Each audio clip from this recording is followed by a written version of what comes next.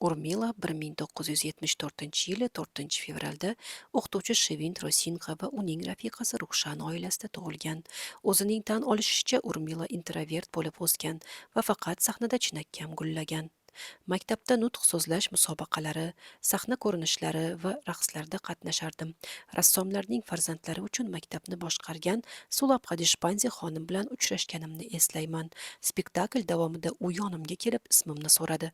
Oyoqlarimga tikilib ismimni past ovozda aytdim. U mendan baland ovozda aytishimni so'raganda esa yig'lab yubordim.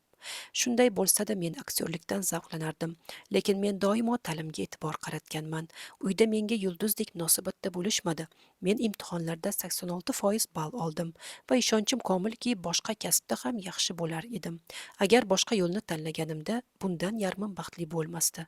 Uning ota-onasi kino sanoati bilan hech qanday aloqasi yo'q edi va Urmila asosan bir nechta bolalar rollarini o'ynagan bo'lsa-da, filmga qahramon sifatida kirish imkoniyatiga ega emas edi.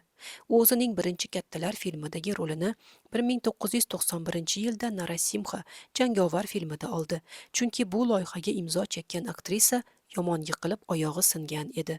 90-yillarda ommaviy axborot vositalari Urmilani rollarini tanqid qilishar, ko'p narsani bilmasligi va hatto mashhur familiyaga ega emasligi uchun ustidan kulishar edi.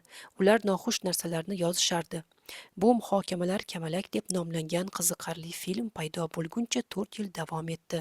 O'sha filmdan so'ng odamlar uning muvaffaqiyati uning iste'dodida emas, balki ayollik jozibasi tufayli shu darajaga yetdi deb ham muhokama qilishdi. Siz nima deb o'ylaysiz? Sizningcha Urmila Bollivudda qanday mavqega ega?